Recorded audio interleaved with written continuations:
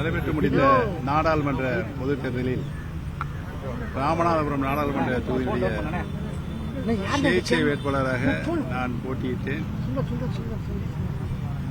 எதிர்த்து போட்டியின்ற வெற்றி பெற்ற நவாஸ்கனி அவருடைய தேர்தல் வெற்றி அது குறித்து நான் என்னுடைய மனு தாக்கலில் குறிப்பிட்டிருக்கிறேன் என்பதை தெரிவித்துக் கொள்கிறேன்.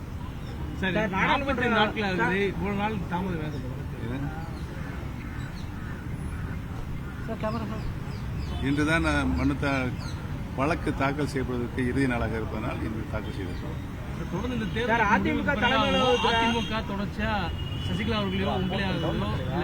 கேள்வியும் கேட்கணும்னு சொன்னீங்க. இப்ப எல்லா கேள்வியும் சேர்த்துக்க முடியாதுங்கிறது மீண்டும் திட்டவட்டமா சொல்லிக்கிட்டே இருக்காங்க. யாரு கட்சியினுடைய அனைத்து மட்டத்தில் கூட சொல்றாங்க. இன்னைக்கு காலைல தமிழ்நாடு முழுவதும் அனைத்து இந்திய அண்ணா முன்னேற்ற கழகத்தின் அடிப்படை தொண்டர்களும் பொதுமக்களும் பிரிந்து கிடக்கின்ற அனைத்து இந்திய அண்ணா முன்னேற்ற கழகத்தினுடைய சக்திகள் இந்த இயக்கம் உருவான காலத்திலிருந்து இருந்தவர்கள் இந்த இயக்கம் வளர்வதற்கும் புரட்சித் தலைவர் எம்ஜிஆர் புரட்சித் தலைவர் மாண்புமிகு அம்மாவுடைய தீராத பற்றும் பாசமும் கொள்கை பிடிப்போடு இருந்த தொண்டர்களும் கட்சி இணைய வேண்டும் என்றுதான் அவருடைய கருத்தை சொல்லிக் கொண்டிருக்கிறார்கள். அதை நாங்களும் சொல்லிக் கொண்டிருக்கிறோம். ஏனென்று சொன்னால் நாங்கள் எல்லாம் அடிப்படையில் இருந்து புரட்சித் தலைவர் அவருடைய காலத்திலிருந்து மாண்புமிகு அம்மாவுடைய காலம் வரை அனைத்து இந்திய அண்ணா முன்னேற்ற கழகத்தில் எங்களை இணைத்துக் கொண்டு இந்த இயக்கம் வளர்வதற்கும் இயக்கம் தொடங்கிய காலத்திலிருந்து 30 ஆண்டு காலம் ஆளுகின்ற பொறுப்பை தமிழக மக்கள் வந்து பெற்றிருக்கிற ஒரு மாபெரும் இயக்கத்தில் இணைந்து பணியாற்றக்கூடிய நல்ல வாய்ப்பினை புரட்சித் தலைவர்களும் புரட்சித் தலைவர் மாண்புமிகு அம்மாவும் எங்களுக்கு வழங்கியிருக்கிறார்கள். ஆகவே இந்த இயக்கம் ஒரு ஜனநாயக முறைப்படி தொண்டர்களுக்கான இயக்கமாக தொண்டர்களால் உருவாக்கப்பட்ட இயக்கமாக இந்த இயக்கம் இருக்கிறது என்பதனை தெரிவித்துக் கொள்கிறேன். ஆகவே இந்த இயக்கம் பிளவுபட்டு இருப்பது தமிழகத்தினுடைய ஜனநாயக சக்திகளுக்கு எதிரானதாக இருக்கும் என்னுடைய கருத்தை பதிவு செய்ய. யாரு சொன்னது எடப்பாடி பழனிசாமியிடம் போய் எங்களை கட்சியில் இணைத்துக் கொள்ளுங்கள் என்று யார் சொன்னது? அவராகவே கேள்வி கேட்டுக்கொண்டு அவராக பதில் சொல்வது நல்லதல்ல.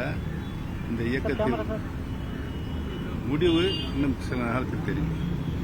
சொல்லுங்க. மக்கள் வழியில் பயணம் சொல்லிட்டு திரும்ப சசிகலா வந்து பயணம் போயிருக்காங்க. நீங்க ஏற்கனவே சொல்லியிருக்கீங்க அவங்க இந்த அதிமுக ஒன்றிணைந்து நாங்க பேசுவோம் அப்படின்ட்டு. இப்ப மறுபடியும் நீங்க எல்லாம் ஒன்று சேர்ந்து அதிமுக பலப்படுத்துறதுக்கு என்னை பொறுத்தவரையில் அனைத்து தரப்பட்ட இயக்கத்தினுடைய தொண்டர்களிலிருந்து தலைவருக்கும் பேசிக் கொண்டுதான் இருக்கிறேன். மாண்புமிகு சின்னம்மாவுடைய பயணம் வெற்றி வருவதற்கு என்னுடைய வாழ்த்துக்களை தெரிவிக்கிறேன். இந்த காவிரி விவகாரத்தில் தண்ணீர் திறக்கிறது கர்நாடகா மறுத்திருக்கிறாங்க. காவிரியினுடைய தண்ணீர் பிரச்சனை நமக்கும் கர்நாடக மாநிலத்திற்கும் தாவா ஏற்பட்டு அந்த தாவாவை தீர்ப்பதற்கு காவிரி நடுவர் மன்றம் நிறுவப்பட்டது. 18 ஆண்டு காலம் அந்த வழக்கை காவிரி நடுவர் மன்றம் தீர விசாரித்தது. விசாரித்து இறுதி தீர்ப்பினை வழங்கியது. அந்த இறுதி தீர்ப்பிற்கு இதயம் டாக்டர் புரட்சித் தலைவி அம்மா அவர்கள்தான் மத்திய அரசினுடைய கெஜெட்டில் வெளியிடுவதற்கு உச்சநீதிமன்றத்தினுடைய தீர்ப்பினமாக சட்டபூர்வ அங்கீகாரம் பெற்றுக் கொடுத்தவர் மாண்புமிகு இதயம் டாக்டர் புரட்சித் தலைவி அம்மா அவர்கள்.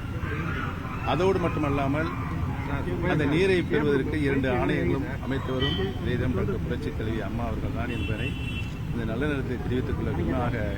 காவிரி நீர் தமிழகத்திற்கு பெறுவதற்கு அவருடைய தார்மீக உரிமையை பெற்றுத்தந்த சட்டபூர்வமாக பெற்றுத்தந்த தலைவர் மாண்புமிகு அம்மாவர் தான் என்பதை நாடு அறிந்திருக்கிறது என்பதை நான் தெரிவித்துக் கொள்கிறேன். அதனை நடைமுறைப்படுத்துகின்ற பொறுப்பு ஆளுகின்ற மாநில அரசுக்கு உண்டு. அதை அவர்கள் செயல்படுத்த வேண்டும். ஏனென்று சொன்னால் கர்நாடகத்தில் ஆளுகின்றது காங்கிரஸ். மாண்புமிகு முதலமைச்சர் அவர்கள் இந்தியா கூட்டணியில் தான் இருக்கிறார். அந்த கூட்டணியில் அவர் தான் பல வாய்ந்த சக்தியாக இருக்கிறார் என்பது அவருடைய கூட்டணியுடைய அனைத்து தலைவர்களும் சொல்கிறார்கள். ஆகவே தன்னுடைய செல்வாக்கை அவர் பயன்படுத்தி நமக்கு கிடைக்க வேண்டிய மாதாந்திர அடிப்படையில் நமக்கு கிடைக்க வேண்டிய நீரை பெற்றுத் தருவதற்கு உரிய கடமையை தமிழக முதலமைச்சர் என்ற பொறுப்பில் இருக்கின்ற மாண்புமிகு முதலமைச்சர்களுக்கு உண்டு என்பதை தெரிவித்துள்ளார்.